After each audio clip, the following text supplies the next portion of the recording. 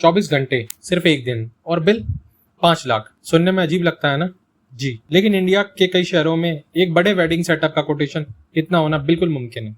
Rates, location, event size और setup के हिसाब से बदलते रहते हैं। जब हम किसी शादी में जाते हैं, हम स्टेज देखते हैं, लाइट्स देखते हैं, डेकोरेशन देखते हैं, लेकिन एक सवाल कभी नहीं पूछते, ये पूरा शहर जैसा सेटअप सिर्फ कुछ घंटों में खड़ा कौन करता है? एक खाली ग्राउंड और 48 से 72 घंटों के अंदर उसी जगह पर stage, pandal, lighting, furniture, dining area, generator और हजारों लोगों के लिए पूरा वेन्यू तैयार हो जाता है और शादी खत्म होते ही अगले ही दिन सब कुछ गायब। यही है टेंट बिजनेस।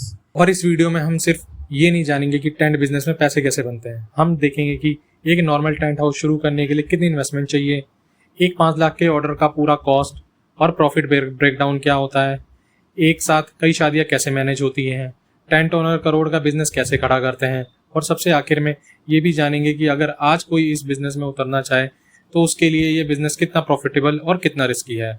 इसलिए वीडियो को एंड तक जरूर देखिए, क्योंकि आखिरी कैलकुलेशन शायद इस पूरे बिजनेस को देखने के बाद आप जब कोई कस्टमर 5 लाख का कोटेशन देखता है, उसका पहला रिएक्शन होता है सिर्फ टेंट लगाने के 5 लाख। लेकिन असली सच कुछ और है। टेंट ओनर सिर्फ कपड़े का पंडाल नहीं लगाता, वो एक खाली ग्राउंड को टेम्पररी वेडिंग वेन्यू में बदल देता है। सोचिए, कल तक यहाँ कुछ भी नहीं था, लेकिन आज यही designer entrance, stage, lighting, dining area, furniture, carpet, generator और सैकड़ों गेस्ट के लिए पूरा सेटअप तैयार है। कस्टमर एक आइटम नहीं बल्कि पूरा इंफ्रा रेंट पर लेता है। इसमें 5 लाख का बिल अक्सर एक चीज का नहीं होता। इसमें pandal, stage, lighting, chair, table, sofa, carpet, fan, wiring, transport, loading, unloading और मैन पावर जैसी कई रेंटल कंपोनेंट शामिल होते हैं। हर आइटम का अलग चार्ज होता है, सब मिला के फाइनल कोटेशन बनता है। इवेंट के बाद labour payment, diesel, truck transport, maintenance, repair और इन्वेंट्री की कॉस्ट निकलती है। इसलिए रेवेन्यू और प्रॉफिट अलग होते हैं। जो बिजनेस अपनी इन्वेंट्री खुद ओन करता है और सीजन में रेगुलर बुकिंग लेता है, उसका बिजनेस ज्यादा स्टेबल होता है। अब सबसे बड़ा सवाल, आखिर एक टेंट बिजनेस शुरू करने में कितनी इन्वेस्टमेंट चाहिए? चलिए एक एग्जांपल से इसको समझ लेते हैं। मान लीजिए एक टेंट बिजनेस ओनर को 500 गेस्ट की शादी का ऑर्डर मिलता है और कस्टमर से फाइनल कोटेशन तय होता है 5 लाख रुपए। अब देखते हैं 5 लाख रुपए जाते कहाँ है। सबसे पहले लेबर का लगभग 70,000 रुपए खर्च होता है। उसके बाद ट्रक, लोडिंग, ट्रांसपोर्टेशन पर करीब 35,000, जनरेटर और डीजल मिला के मान लेते हैं 30,000, लाइटिंग, डेकोरेशन और कंज्यूमेबल पर लगभग 60,000 का खर्चा होता है, स्टाफ मैनेजमेंट और खाने पर करीब 15,000, मेंटेनेंस, क्लीनिंग और रिपेयरिंग पर लगभग 20,000 का खर्चा मान लेते हैं और दूसरे मिसलेनियस खर्चों पर करीब 20,000 का खर्चा। यानी इवेंट चलाने में लगभग 2.5 लाख का ऑपरेटिंग कॉस्ट आ गया। अब 5 लाख में से 2.5 लाख निकाल दीजिए, बचते हैं 2.5 लाख रुपए। लेकिन ये फाइनल प्रॉफिट नहीं है। Warehouse, permanent staff, office expenses और नई इन्वेंट्री के लिए भी पैसा निकालना पड़ता है। इन सब के बाद ऑर्डर के से लगभग 1,20,000 से 1,80,000 तक का नेट प्रॉफिट बच सकता है। ये सिर्फ एक इलस्ट्रेटिव एग्जांपल है।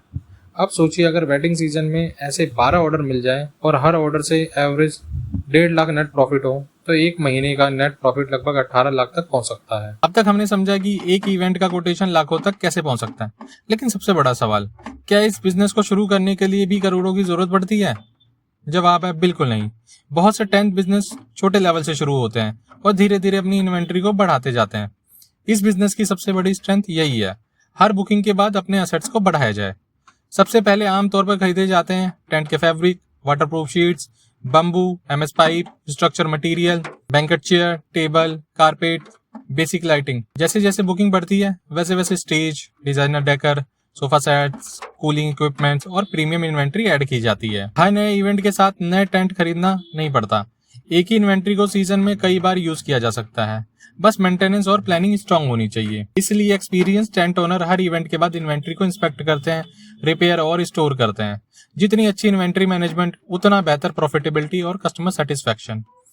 लेकिन इन्वेंट्री होना ही काफी नहीं है। वेडिंग सीजन में एक साथ कई इवेंट्स कैसे मैनेज होते हैं, कैसे ट्रक्स, लेबर और टाइमिंग डिसाइड होती है, इसको हम देखते हैं। एक सक्सेसफुल टेंट बिजनेस नहीं होता, ये प्लानिंग, टाइमिंग और एग्जीक्यूशन का बिजनेस है। सोचिए, एक ही दिन 3 अलग अलग शादियां हैं, हर वेन्यू अलग, हर कस्टमर की डिमांड अलग और हर सेटअप सुबह से पहले रेडी होना चाहिए। अगर एक ट्रक लेट हुआ तो पूरा शेड्यूल बिगड़ सकता है, अगर स्टेज लेट बना तो पूरी डेकोरेशन रुक जाएगी और अगर जनरेटर टाइम पर नहीं पहुंचा तो पूरा इवेंट डिस्टर्ब हो सकता है। इसलिए बड़े टेंट ओनर्स हर इवेंट के लिए अलग टीम, अलग ट्रक और अलग सुपरवाइजर असाइन रखते हैं। इस बिजनेस में अर्निंग के साथ रिस्क भी उतना ही बड़ा है। अचानक बारिश, तेज हवा, equipment damage, last minute cancellation, labour shortage या ट्रांसपोर्ट डिले, इन सब सिचुएशन के लिए बैकअप प्लानिंग बहुत जरूरी होती है। जो बिजनेस ओनर हर प्रॉब्लम का बैकअप रखता है वही सीजन के एंड में सबसे ज्यादा प्रॉफिट कमा सकता है। इस बिजनेस को स्केल कैसे किया जा सकता है? जब बुकिंग्स बढ़ने लगती हैं, ओनर सिर्फ टेंट नहीं बढ़ाते, वो warehouse, truck, premium inventory और ट्रेंड स्टाफ भी बढ़ाते हैं। धीरे धीरे एक लोकल टेंट हाउस पूरी डिस्ट्रिक्ट या रीजन का इवेंट इंफ्रा पार्टनर बन सकता है। अब सबसे इम्पोर्टेंट सवाल, क्या आज के टाइम में टेंट बिजनेस शुरू करना सही है या और नए एंटरप्रेन्योर को किन बातों का ध्यान रखना चाहिए? इसका फाइनल, क्या इस बिजनेस में आज भी पैसा है? जवाब है हाँ, लेकिन सिर्फ उनके लिए जो इन्वेंट्री और नेटवर्क बना सकते हैं। टेंट बिजनेस की सबसे बड़ी स्ट्रेंथ यह है कि एक बार खरीदा गया सामान 5-10 साल तक कई इवेंट्स में यूज हो सकता है। इसी वजह से सक्सेसफुल बिजनेस धीरे धीरे इन्वेंट्री बढ़ाते हैं और हर सीजन में ज्यादा बुकिंग हैंडल करते हैं। अप्रोक्सीमेट इंडस्ट्री गाइडेंस के मुताबिक एक छोटा सा सेटअप 4 लाख के आसपास से शुरू हो सकता है, जबकि प्रीमियम इन्वेंट्री और व्हीकल के साथ इन्वेस्टमेंट काफी बढ़ सकता है। प्रॉफिटेबिलिटी, लोकेशन, बुकिंग वॉल्यूम और एग्जीक्यूशन पर डिपेंड करता है। क्या ये बिजनेस करोड़ों का हो सकता है? देख लेते हैं। करोड़ों का बिजनेस एक शादी से नहीं बनता। असली गेम है सीजन में बैक टू बैक बुकिंग्स, एक साथ मल्टीपल इवेंट्स, अपनी इन्वेंट्री ऑन करना, इन वेडिंग प्लानर और कैटरर के साथ टाई अप, टेंट के साथ lighting, furniture, AC, generator, decker package देना। जितनी ज्यादा इन्वेंट्री उतना ही ज्यादा अर्निंग कैपेसिटी। ये बिजनेस ग्लैमरस नहीं है, इसमें मेहनत है, लॉजिस्टिक है, रिस्क है, लेकिन डिमांड भी है। अगर आप प्लानिंग, क्वालिटी और कस्टमर ट्रस्ट पर काम करते हैं तो एक छोटा टेंट हाउस भी धीरे धीरे रीजनल इवेंट और इंफ्रा कंपनी बन सकता है। अगली बार जब आप किसी शादी में जाएंगे तो सिर्फ स्टेज मत देखिए, उसके पीछे छुपा बिजनेस भी देखिए। अगर वीडियो पसंद आई हो तो लाइक जरूर कीजिए, और अगर आप ऐसे ही हिडन बिजनेस मॉडल समझना चाहते हैं या फ्यूचर में खुद बिजनेस शुरू करने का प्लान बना रहे हैं तो चैनल को सब्सक्राइब कर लीजिए। मिलते हैं अगली वीडियो में।